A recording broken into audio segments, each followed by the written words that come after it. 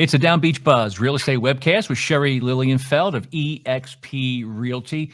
And Sherry, there's something going on. If you have a rental unit and you rent it out, you better be taking a good look at this thing called a lead-based paint certification. Why don't you explain what this means, and are there fines involved and all that?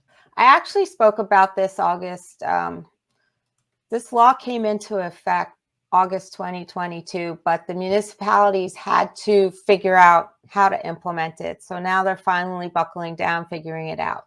So this certification relates to any rental unit built prior to 1978. That's a really important year, because if your property is built in 1978 or later, you don't have to worry about this. It was interesting. I looked at my list of all my clients for my rentals, and they're all, except for one, beyond 1978. So that's what's the big deal of what happened after 78 where it's not a big deal? Why is that?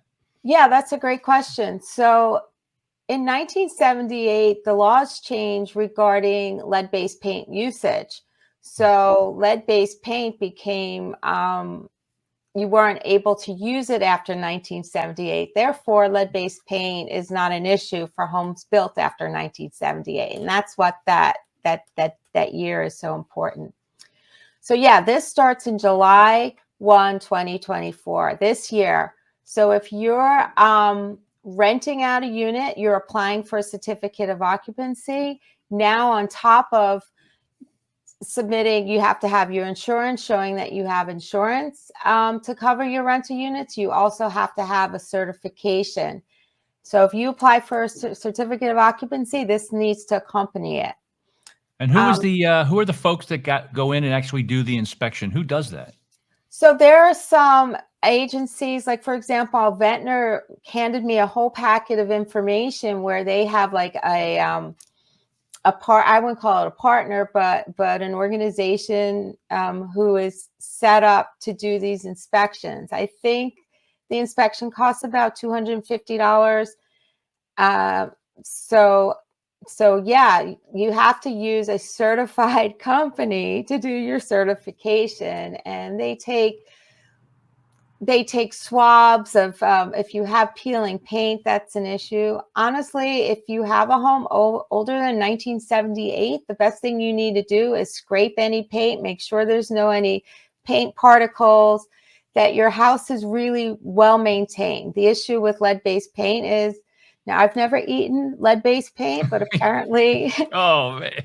Okay. You mean back in the day, it was paint chips that kids were eating? Yeah, the paint chips. So apparently it tastes very sweet. Kids like it, and so they keep eating it. And yeah, that's what I heard. I don't know, one of my seminars. Like, that's why they like to eat it. It tastes good. So the issue is when you have a poorly maintained property with paint chips and the kids eat it. So even if you have a home older than 1978, the best thing you could do is make sure it's freshly painted. There's no paint chips. There's no issues there that could come up in a certification, because I'm going to tell you, if they come in and they say you have lead-based paint and you need to do something, it's going to cost a fortune. You got to strip all that paint down. You have to repaint. It is a nightmare. Let me ask you this. What if you put wallpaper on top of the lead-based paint? Does that keep you from being not certified? Do we know that? The issue is it's like on trim, your window trim. You're not going to put wallpaper on your windowsills, on your baseboard. It's really the trim, the part that gets a lot of nicks, wear and tear, that starts peeling, that's subjected to the weather. Like, you've seen windowsills where they crack and split. You think that's common? You think that's common down here?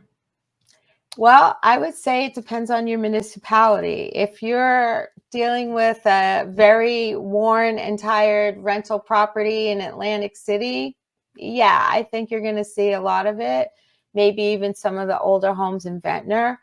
Margate, you have a lot more newer construction. It really depends on your municipality. As you go north, I think it's more of an issue. But if the older, in general, the older the housing inventory in a town, it's more likely that you might have lead-based paints in your home, maybe. Yeah, absolutely. And Also, even like, let's say, take an older home with a balcony and like old railing. Like, not everyone has vinyl railing, so even there, they'll look at outside the home too, because that is an issue. There was actually a big lawsuit. This is an interesting story. There was this big lawsuit where this realtor got sued because he forged the lead-based paint certification that there was no lead-based paint, or the owner didn't know. Anyway, this kid got sick. This kid ended up dying, and they found out this realtor forged a lead-based paint disclosure that an owner's supposed to sign, and he was found liable for this child's death. It's terrible. Hmm. So anyway, let's talk a little bit more about some of the fines and what's required. And real quick, at the same time, over the next 10 years, these towns in New Jersey have to replace lead pipes underground. So that's another issue where there's expense, but we know why we're doing it, because lead-based paint and the pipes, it's making a lot of us sick over the past few decades, if not longer. Well, the thing with lead, it's a heavy metal. Okay, this is the chemical engineer talking to you now. Yeah.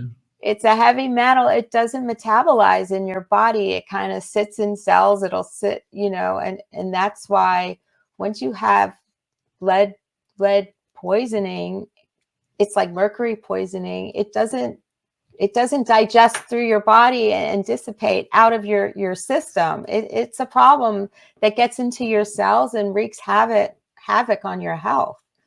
Sounds like forever plastics on some construction sites. Yes, it's just like forever plastics, which also get into your cells and don't leave. So yeah, there's a lot of, unfortunately, we still have a lot of hazards and contaminants that are in our society that are wreaking havoc on our health. So anyway, this certification, there are companies, and if you go on the website in New Jersey, you can find a list of companies that do it, but each municipality will give you some recommendations. But the certification only lasts for 2 years. So any landlord that owns a property older than 1978 is going to have to get recertified for 2 years, every 2 years when there's changeover. So that's odd. So if you get certified, that means somebody came in, inspected, and they find no lead-based paints. They got to come back 2 years later. I guess, why would somebody then break out of the garage some old paint and paint again? Is that what their fear is? Well, maybe it has to do with maintenance. Like, they didn't find it, but then let's say you had a water leak around your window, and then the casing around the window starts splitting and the paint starts peeling. Then you can have a lead-based paint issue when you didn't have it before because of your lack of maintenance on a property. So it really keeps landlords in check to really maintain their property. So the landlords need to realize that the expense will come about maybe $200 every 2 years, huh? 200, 250, yes. And Wow. that's if they don't, that's just to say your house is fine. If they find something, the abatement is very costly. Ugh. Yeah. So if the rental market wasn't challenging enough, now there's an extra layer on it. Yeah. What if I don't comply, Miss Lilienfeld of EXP? The fines are major. They could be up to $1,000 per week for a fine. $1,000 per week. If that doesn't cut into your profitability as a landlord, I don't know what does. But they're major fines. Who is doing the inspection? To see if you've done it. Well, the thing is, if you rent your property and don't apply for a certificate of occupancy when you rent it, with the paperwork, you have to include that you have active insurance on the property and that it meets the minimum criteria for the insurance. But now you also must include the certification. If you So the Margate or the Ventnor guy who inspects the short-term rentals, make sure you got a mercantile, make sure you got a CO. At the same time, he's checking to see whether you have the certification for this. Hey, we got no lead paint here, right? Is that how that works? Right. So really what's going to happen is where this fine I see coming into place. If somebody rents, but they don't get their certificate of occupancy, they don't file their paperwork, and someone reports them. Maybe you have a disgruntled tenant who, if you're not fixing things and they're getting upset, they're going to call code enforcement on you.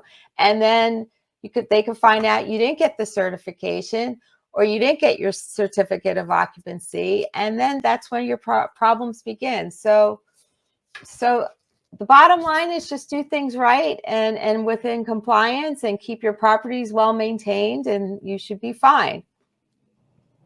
Yeah, I think enforcement's always a tough one, especially along the shore. They have trouble hiring. They have trouble hiring people to go about and do inspections and enforce current ordinance, whether it's for short-term rentals or noise violations or lead pipes or lead-based paints around your windowsills. I don't know where we're going to find all these employees to do all that. That's an awful lot of people to hire, and it's not easy hiring good people. Certified, and you got to be certified too. Yeah, well, that's just for the lead-based paint certification. I'm telling you, enforcement is a big issue in any industry. When I worked in the chemical industry, I used to go calling on chemical plants and talk to them about their emissions and what they needed to do. And they would say, I'd rather just pay the fine, because sometimes it's cheaper.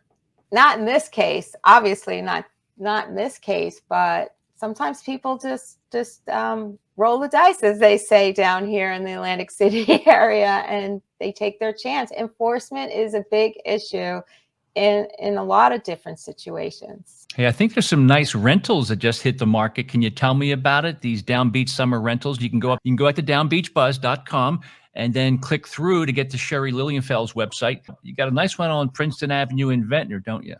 Yeah. So this property was built 2010. It's fairly new. It's a very modern home. You could see it on the back. There's a nice deck on the back. It has 2 garages, outdoor shower.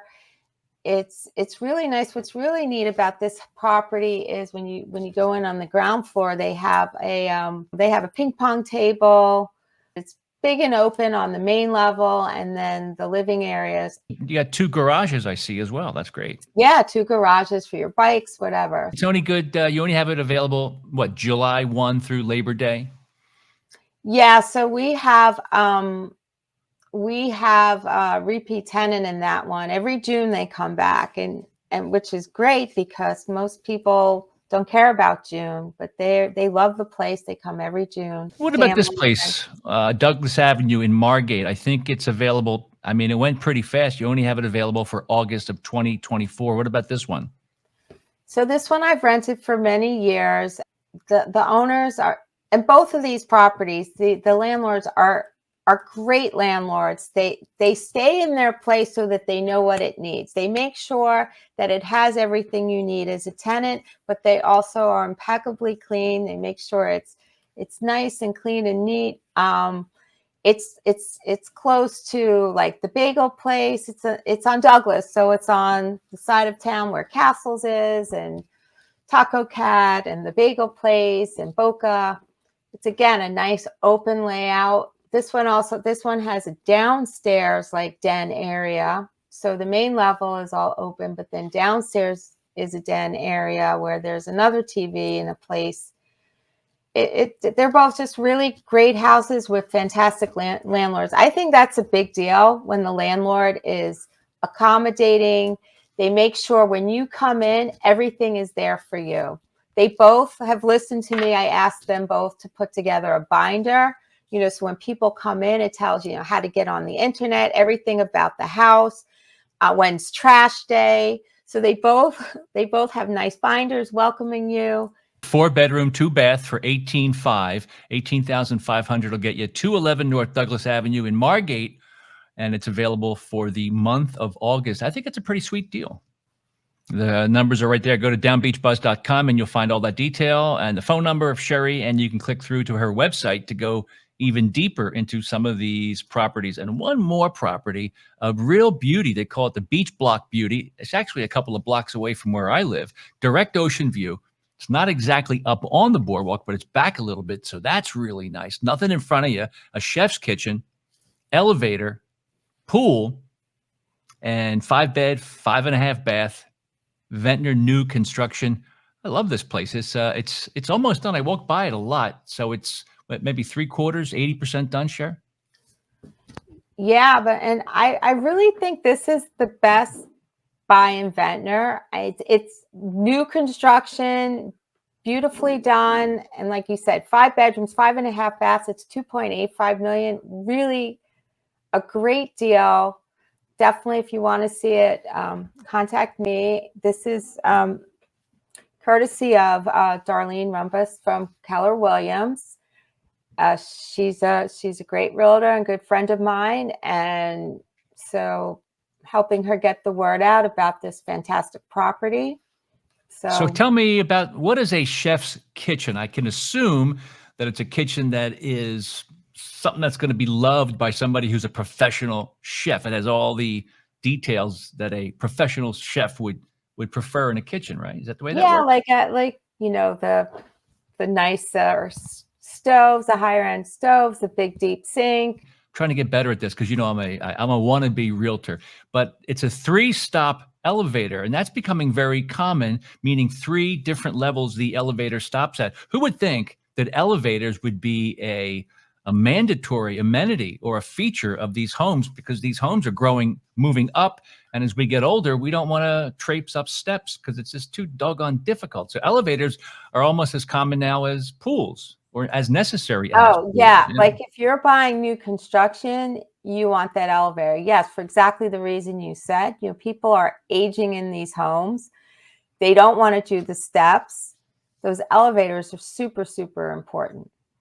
So. And I think it's right next to the 5,000. You can see the 5,000 condo in the background. Is that right? Mm-hmm. But there's no, like you said, it's not beachfront, but the lot in front of it is vacant, so you have an unobstructed view of the beach. Yeah, that's exactly right. So it is, I was going to call it beachfront, but technically it's not, but there's nothing in its way. It's a pure shot to see the boardwalk, the beach, and the beautiful Atlantic Ocean. Yeah. I saw you were commenting on Wok Works, the old Stewart's root beer, the old Greens and Grains. So I drive by that Wok Works place. I've been watching them do all this work, and a lot of work. And then I saw them paint it that dark green color. I'm like, I wonder what's going there. Of course, I go on Down Beach Buzz, and then there it was. I'm like, oh, that sounds awesome. I mean, I love stir fries. Tell me how that looks so delicious, doesn't it? It does. All right, I'm getting hungry now. All right. So realtysherry@gmail.com, EXP Realty. It's the Down Beach Buzz Real Estate Webcast. We'll talk to you later, Sherry. How's that? Okay. Yeah. Thank you.